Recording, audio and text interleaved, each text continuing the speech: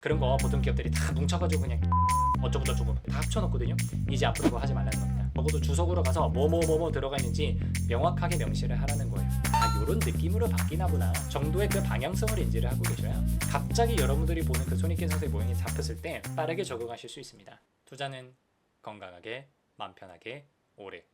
안녕하세요, 캡인베스트먼 허정우입니다. 오늘 촬영일자 4월 21일 화요일입니다.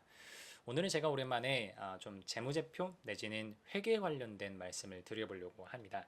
이게 마냥 어렵다고 생각하시기보다는요, 실제로 2027년도부터 제가 지금부터 말씀드릴 IFRS 개정안이 바로 적용이 되면서 여러분들이 앞으로 보시게 될 재무제표, 그 중에서도 특히 손익계산서 많이들 보시잖아요. 손익계산서 모양이 완벽하게 바뀔 겁니다. 그래서 지금 이 시점에서 미리 말씀을 드려놔야 우리 모두가 준비할 수 있을 것 같아서 영상을 좀 찍게 됐습니다. 오늘은 IFRS 18호에 대해서 말씀을 드려보겠습니다. 화면으로 가시죠. 제가 뉴스를 하나 캡처를 해왔습니다. 내년부터 국제회계기준 IFRS 18호 도입, 영업이익의 범위가 넓어진다 이렇게 나와 있습니다. 미리 말씀드리면 2027년도 1월 1일부터 적용입니다. 그 말이 뭐냐면 한 4월 정도가 되면 1분기 보고서가 나오게 됩니다. 그럼 1분기 보고서부터는 바로 IFRS 18호에 따라서 재무제표를 작성해야 된다는 얘기고요. 그리고 27년도 사업보고서 우리가 공시를 할 때 26년도에 작성했었던 재무제표에다가 IFRS 18호를 다시 적용을 해서 재작성을 한 다음에 비교 표시를 해서 주석에다가 공시를 좀 해줘야 됩니다. 굉장히 큰 변화입니다.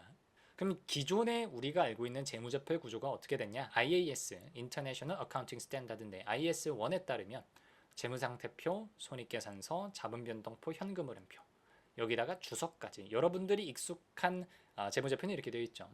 근데 되게 재밌는 게 영업이익의 범위와 그 정의가 어떻게 돼야 되는지에 대해서 명확히 언급하고 있지는 않습니다. 현재 IAS 기준으로는. 이번에 IFRS 18호 도입을 통해서 그거를 다시 정확하게 가져가겠다는 거죠. 그럼 어떻게 되느냐? 이제 손익의 구조가 좀 더 표준화 내지는 범주화 된다고 보시면 되는데, 손익의 종류를 영업, 투자, 재무 이렇게 세 가지로 나눌 겁니다. 아시는 분들은 아실 겁니다. 현금흐름표에서 나오는 영업, 투자, 재무로 나눈 것처럼 정확히 똑같지는 않지만 손익의 구조도 이렇게 세 가지로 나누겠다는 거고요.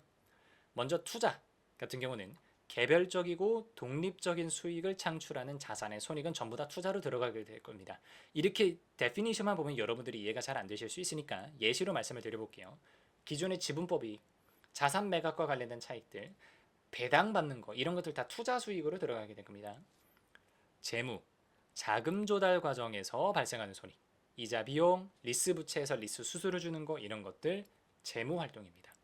그리고 영업이 되게 재밌는 거, 영업은 범위 자체가 야 투자에 해당하니 재무에 해당하니 둘 다 해당하니 그럼 무조건 영업이야 이렇게 보겠다는 거예요. 그러니까 기존에는 영업의 범위를 회사들이 자기들 나름대로 한정을 좀 해왔단 말이죠. 각자 자기의 어떤 상황과 포지션에 맞게. 이제는 그런 거 없다는 얘기입니다. 그냥 투자에 해당하는지 살펴봐, 재무에 해당하는지 살펴봐. 그거 둘 다 해당 안 하잖아. 그러면 너가 따지지 마. 그냥 다 영업이야. 이렇게 보겠다는 거예요. 그래서 앞에서 뉴스에 보시면 영업이익의 범위가 넓어진다고 하는 게 여기서 나오는 겁니다. 그래서 제가 예시를 통해서 조금 말씀을 드려볼게요. 이거 일일이 외우지 마시고요. 어차피 제가 언젠가 또 기회가 되면 재무제표 이제 볼 때마다 천천히 말씀을 드릴 건데, 가장 대표적인 게 지분법 이익입니다. 회사가 가지고 있는 계열사들은 종속기업이거나 관계기업이거나 보통 이렇게 되어 있죠. 근데 관계기업에 대해서는 지분법 손익을 잡게 되어 있습니다. 뭔지는 제가 다음번에 한번 다시 말씀드릴게요. 원래 지분법 이익이라고 하는 거는 영업 외 손익이 들어가 있었거든요.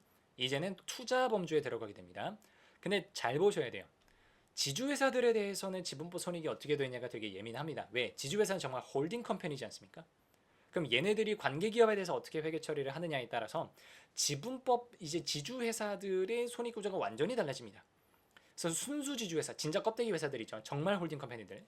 얘네들은 지분법 손익이 사실상 영업활동이에요. 왜? 그 관계회사를 관리하는 게 내 일이지 않습니까? 그러니까 이런 경우는 영업활동에 들어가겠죠. 근데 만약에 사업 지주회사예요. 그러니까 내가 홀딩 컴퍼니이기도 하지만 내 사업이 있어요. 대표적으로 주두산 이런 애들이 사업 지주회사거든요. 이럴 때는 경영진의 판단에 따르게 됩니다.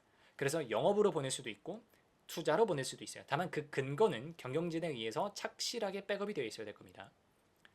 환율 관련해서 환 변동 있잖아요. 이거 원래 영업 외 손익이 있었어요. 근데 예를 들면 성격적으로 그냥 다 따져봐야 됩니다. 자 보세요. 환 해지를 걸어놨어요. 그거로 인해 이제 비용들이 타고 나간단 말이죠. 기업들이. 수출 대금 혹은 원자재 매입 대금 외부에서 사오는 거죠. 이거 환해지 건 거는 영업이죠. 외화로 빌린 차입금 달러 차입금에 대한 환해지 이거 재무 활동입니다. 그리고 해외 자산 내가 투자를 해놓은 게 있어요. 근데 그거 관련해서 환처리 해놨어요. 이거는 투자 범주입니다. 그러니까 환율이라고 해서 환 변동이라서 무조건 하나로 다 쏠아넣는 게 아니고 그 환이 어떤 항목 때문에 발생할 거야? 영업과 관련되면 영업, 아니야 차입 자금 조달 관련되면 재무, 투자 관련되면 투자 이렇게 나누란 얘기죠. 그럼 투자 부동산도 한번 보고요. 자, 투자 부동산 보세요. 회사가 가지고 있는 건물이 있어요. 건물을 내가 쓸 거예요. 회사가 자기 본업을 하는데 써요. 그럼 유형 자산이에요. 근데 내가 지금 당장 안 써요. 그래서 임대를 줬어. 그러면은 투자 부동산이거든요. 원래 그럼 투자 부동산과 관련된 손익들은 전부 다 기타 수익이 들어갔단 말이죠. 이제는 투자로 들어가게 됩니다. 그러니까 투자 부동산에서 임대 수익도 날 수 있고 평가 손익도 날 수 있고요. 처분 손익도 날 수 있거든요. 이거 전부 다 투자 범주로 들어가는데 만약에 어떤 법인이 부동산 임대업이라는 업종을 영위를 하고 있습니다. 그럼 어때요? 이 부동산은 그 투자 부동산을 운용하는 것 자체가 자기 본업이잖아요. 그러면 영업으로 들어가게 되는 거죠. 이것도 형식적으로 잘 따져보시고요. 오른쪽으로 가보시게 되면 유형자산 처분손익 원래는 영업 외였어요. 근데 유형자산은 어디에 씁니까? 영업에다가 쓰죠. 그러니까 고기 관련해서 처분손이 나게 되면 이제는 영업 범주로 들어가게 됩니다. 각종 자산이 손상차손 잡으세요. 과거에는 손상차손 전부 다 기타 비용으로 떨어냈었어요. 물론 영업적으로 떨어낸 경우도 있었지만 웬만하면 기타 비용으로 떨어냈단 말이에요. 근데 지금 만약에 그 자산이 영업자산이다. 영업. 투자자산이다. 그럼 투자. 이렇게 보시면 되고 영업권 조금 실무 보시는 분들 중에 M&A가 있었던 회사들 분석을 해보시게 되면 영업권에 대해서 다루는 그런 사항들이 조금 있습니다. 영업권은 영업범주로 들어갑니다. 확인해 주시고요. 이자 비용, 회사가 지불하는 이자 비용 원래는 다 금융 비용들이었어요. 그러니까 영업의 수익 안에서 금융 비용으로 타고 들어가는 거죠. 이제는 재무 활동으로 들어갑니다. 근데 재밌는 거 매입 채무에 대해서 지연이자가 발생했습니다. 그런 경우들이 있죠. 그럼 이자 비용은 어디에 따라 붙는 거예요? 매입 채무에 따라 붙는 건데 매입 채무는 영업 과정에 있거든요. 그러면은 그 이자 비용은 영업 범주로 넣겠다는 거죠. 이자 수익도 마찬가지입니다. 원래는 금융 수익으로 들어가 있었는데 만약에 여유 자금이 있는데 그걸 금융 자산으로 운용을 한다. 거기서 이자 수익이 발생을 했다. 투자예요. 매출 채권을 내가 홀딩을 하고 있는데 매출 채권이 계속 딜레이가 되면서 회수가 거기서 지연이자가 발생했다. 아니면 계약 자산과 관련해서 선급 선수 이런 처리를 하게 되면서 관련돼 가지고 이자처럼 뭔가 붙었다. 영업 활동이에요. 금융 투자업에서 예컨대 뭐 은행, 증권, 보험 이런 회사들이 이자 수익을 벌였다. 그럼 얘네들은 그거 금융 놀이 하는 것 자체가 본업이지 않습니까? 이건 영업 활동으로 보겠다는 거죠.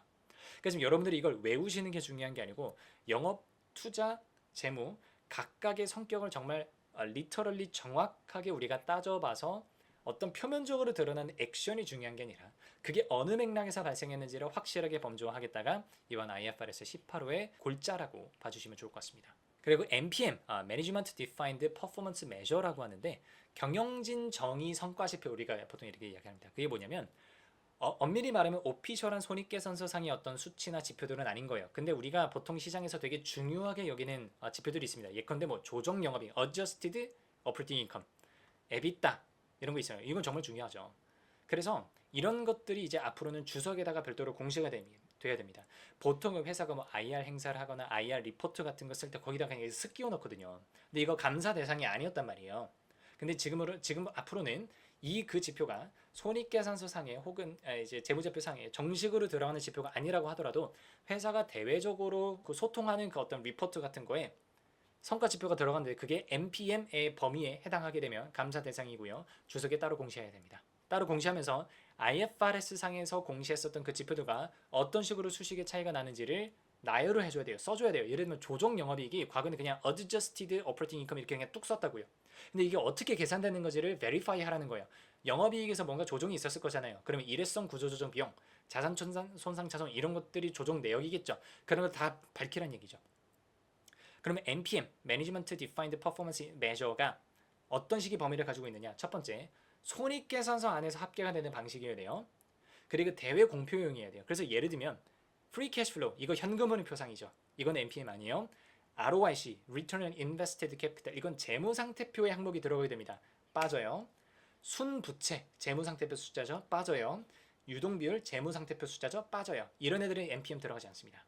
그리고 가끔 우리가 외국 애들 재무제표 보면 굉장히 잘 나와 있는데 사업보고서에 뭐 MAU, DAU가 어떻게 됐다, 우리 백로그가 어떻다, Remaining Performance Obligation이 어떻다, 막 구독자 수가 얼마나 되고 있다, Average Recurring Revenue가 어떻게 되고 막 이런 것들이 있거든요. 이런 것들 다 비재무적 성과 지표예요. 이런 것들은 NPM에 들어가지 않습니다.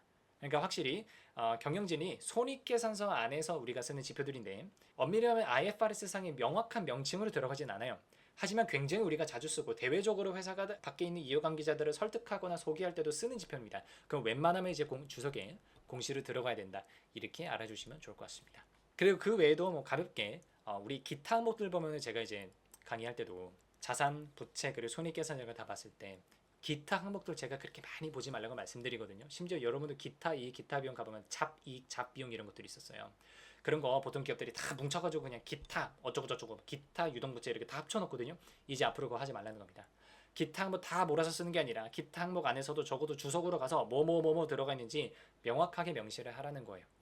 그리고 간혹 가다가 우리나라는 굉장히 많은 기업들이 비용의 성격별 분류를 공시를 하죠. 제가 이제 매출원가 판관비고가 합쳐가지고 성격별로 보라고 말씀을 드리잖아요. 근데 간혹 가다가 이거 공시하지 않는 회사들이 있습니다. 이거 앞으로 공시가 의무화됩니다. 모든 기업들은 성격별로 적어도 공시를 해야 됩니다. 이런 변화들이 앞으로 생길 거라고 말씀드릴 수 있겠네요. 그래서 오늘은 조금 어려우셨는지도 모르겠습니다. 회계 기준, 국제 회계 기준이 바뀌게 되면서 앞으로 여러분들이 보시게 될 그 손익계산서의 모양과 구조가 좀 바뀌게 돼요. 그렇기 때문에 어려움에도 불구하고 제가 굳이 말씀드렸던 거고요.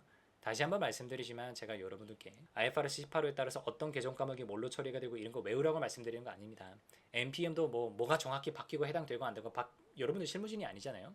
그런 거 굳이 다 외우실 필요는 없어요. 실무진이시라면 좀 따져보셔야 되지만 하지만 우리가 그래도 시장에서 기업들을 바라보고 있는 입장에서는 요런 느낌으로 바뀌나 보나 정도의 그 방향성을 인지를 하고 계셔야 갑자기 여러분들이 보는 그 손익계산서의 모양이 잡혔을 때 빠르게 적응하실 수 있습니다. 그거를 꼭 알려드리고 싶어서 이 시점에서 영상을 찍게 되었다는 점 말씀드립니다. 오늘 영상이 여러분들께 도움이 되었다면 구독, 좋아요, 알림 설정 부탁드립니다. 오늘은 여기까지 하겠습니다.